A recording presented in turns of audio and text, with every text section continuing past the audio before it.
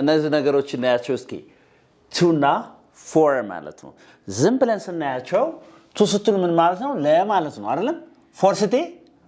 ለማለት ነው ይሄም ወደ ማለት ነው እንደገና አይደል በአማርኛ ዝም ብለን ስናያቸው ማለት ነው ኦኬ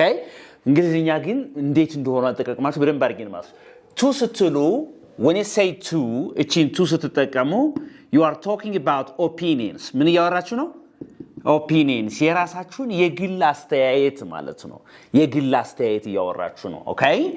for ስትሉ ደግሞ you are talking about benefits ምን ያወራችሁ ነው benefits ጥቅም ወይም disadvantages ጉዳት disadvantages ወይ ጥቅም ወይ ጉዳት ያወራችሁ ነው ከዚህ ጋር ጥቅም አለ እዚህ ጋር ጉዳት አለ ይሄ ደግሞ ምንድነው ሐሳብ አለ አስተያየት ማለት ነው የግል ሐሳብ አለ የግል ሐሳብ alright ስታወሩ ማለት ነው አሁን በዚህ ምሳሌ መሰረት ጥያቄዎችን እንስራ ነው it looks nice dash me ይላል to me or for me to me ምክንያቱም ምን ይመስላል ለኔ አሪፍ ይመስላል ነው የሚለው ናይስ የሚለው አለ አይደለም what's nice for you ላንቺ አሪፍ ሆነ ለኔ አሪፍ ላይሆን ይችላል የግል ሐሳብ ነው ይሄ ማለት ነው ስለዚህ ምን ይሆናል to ይሆናል ጎበዝ ኤክሰርሳይዝ ስፖርት መስራት የአካል ብቃት እንቅስቃሴ is good dash me ይላል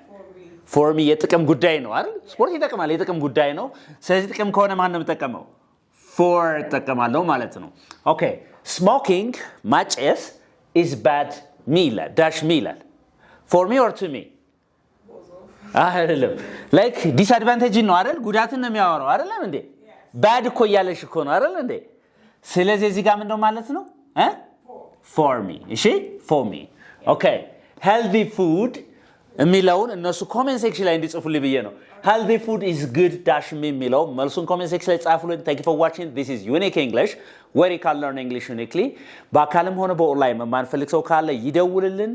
we are located at CMC ሚካኤል እንገኛለን ማለት ነው ስትመጡ እዚህ ጋር ቢግነር ለብቻ ኢንተርሚዲየት ለብቻ አድቫንስድ ለብቻ አድርገን ከፋፍለን በደንብ አድርገን ነው የምናስተምረው ከዚህ በተረፈ in detail ማወቅ የሚፈልግ ሰው ካለ እንግሊዘኛን ዩኒክ እንግሊሽ እና አማሪክ ዩቲዩብ ቻናላችን ላይ ሂዶ ብዙ ነገር ማትረፍ ይችላል thank you again bye